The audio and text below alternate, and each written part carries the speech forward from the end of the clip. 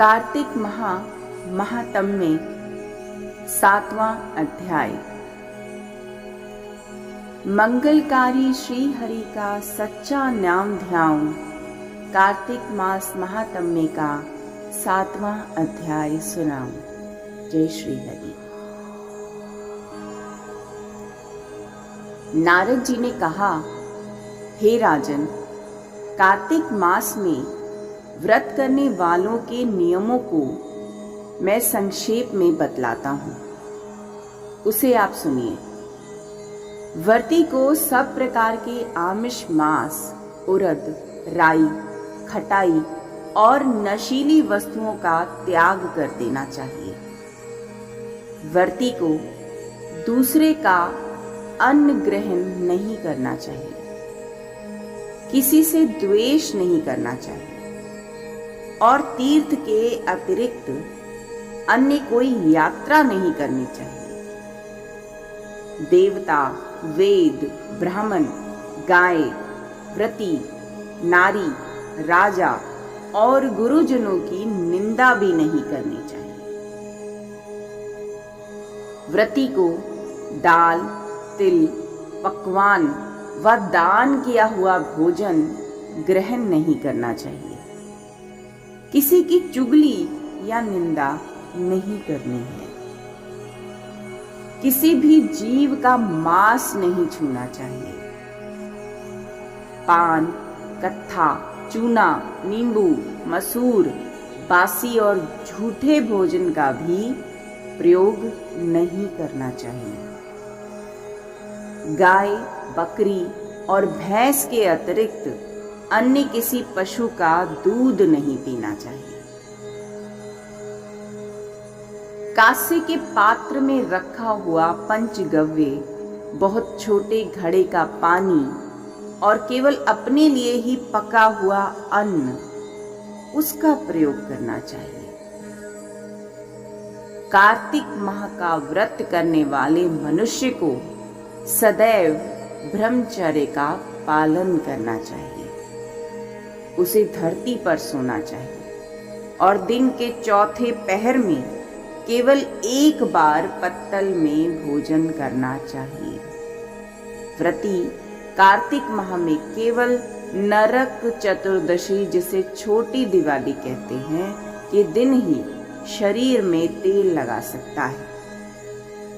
कार्तिक माह में व्रत करने वाले मनुष्य को सिंघाड़ा, प्याज, मट्ठा, गाजर, मूली, काशीफल, लौकी, तरबूज, इन वस्तुओं का प्रयोग बिल्कुल नहीं करना चाहिए। रजस्वला, चांडाल, पापी, मलेच्छ, पतित, व्रतहीन, ब्राह्मण दोही और नास्तिकों से बात नहीं करनी चाहिए। भगवान विष्णु को प्रसन्न करने के लिए अपनी शक्ति के अनुसार चांद्रायन आदि का व्रत करना चाहिए और उपयुक्त बातों का ख्याल रखना चाहिए। व्रती को प्रतिपदा को कुम्हड़ा, द्वितीया को कटहल, तृतीया को तरुणी स्त्री, चतुर्थी को मूली, पंचमी को बेल, षष्ठी को तरबूज, सप्तमी को आंवला, अष्टमी को नारियल, नवमी को मूली, दशमी को लौकी, एकादशी को परवल, द्वादशी को बेर, त्रयोदशी को मट्ठा, चतुर्दशी को गाजर और पूर्णिमा को शाक का प्रयोग नहीं करना चाहिए। रविवार को आंवले का प्रयोग नहीं करना चाहिए। कार्तिक माह में व्रत करने वाला मनुष्य यदि इन शाकों में से किसी शाक का सेवन करना चाहे तो पहले ब्राह्मण को देखकर ग्रहण करे। यही विधान माघ माह के व्रत के लिए भी है।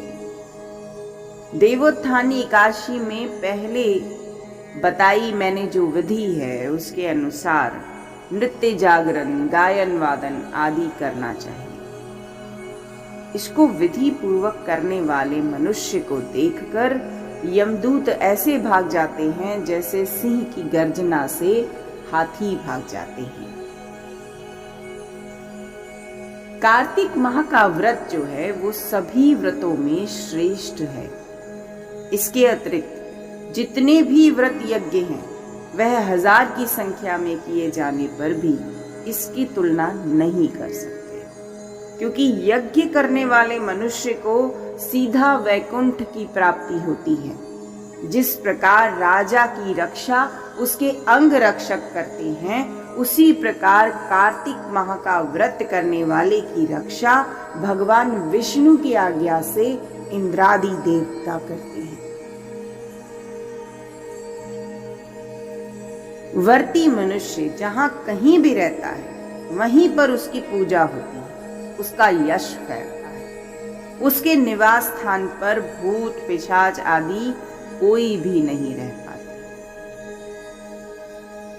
कुल मिलाकर सादा रहना है, सात्विक रहना है।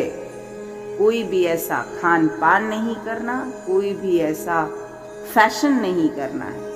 सादा रहना, सात्विक जीवन, बस ये है कार्तिक माह का नियम।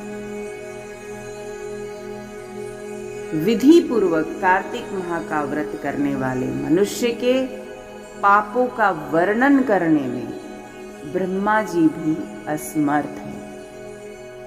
यह व्रत सभी पापों को नष्ट करने वाला है, पुत्र पौत्र प्रदान करने वाला है और धन धान्य की वृद्धि करने वाला है। सादा जीवन, सात्विक भोजन और किसी की निंदा नहीं करनी है, बस इन बातों का ध्यान रखना है,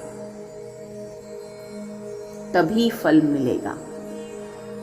धन धान्य से भरपूर होगा, सब कुछ जीवन जो है बहुत ही श्रेष्ठ होगा। इसी प्रकार कार्तिक महात्म्य का 7वां अध्याय समाप्त होता है।